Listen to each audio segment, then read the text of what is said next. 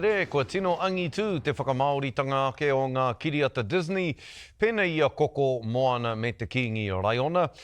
No te pō nei I whakarewa hia I te tuarima o nei kiriata nei ko Encanto reo Māori. Ka puta atu ia ki ngā whare kiriata katoa, Popo, hei mā takitaki mā te marea, e haere tahi ana te reo Māori me te reo Pāniora, te ahurea Māori me te ahurea o Korumapia. I tino mā takitaki hia tēnei kiriata I tana putanga reo Pākehā. Ka rea kore, ka pēratia tana putanga reo Māori. I haere a li neni tui tupou ki te whakarewatanga I ngā pō, I kōrero ia ki ngā kaiwhakaari o Encanto reo Māori. He tū hono hono I te reo Pāniora. Nau mai ki te ao taku whānau. Kāri ai vai kura.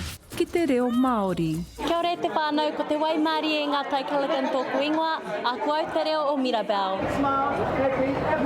Kei konei ngā tini tamariki ki te tūtaki ki te reo o Mirabel. Hurrah! Ane te kāinga ngā reanga katoa. Haerenga hau tēnei mōku, ko te ata wete wete I taku hato hōhepatanga.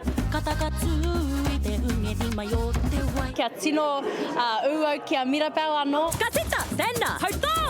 Ko Encanto reo Māori, te kiriata reo Māori tuarima o Disney.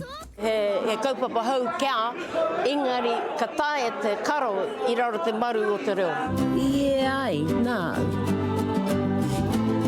Ko te nuinga o Kumahi, ko te Hori Māori boy.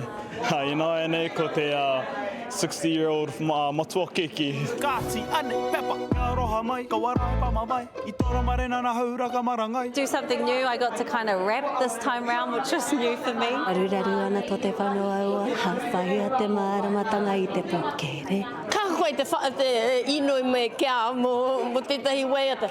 Whiti te kauma ono, ko warawara kei a ngā kupu. Kei roto I a koe. Hai a Popo, puta ai tēnei kiriata ki ngā whare pikitia hurinoa I te motu. E kura mātarau. Lineni Tuitupou, te karere.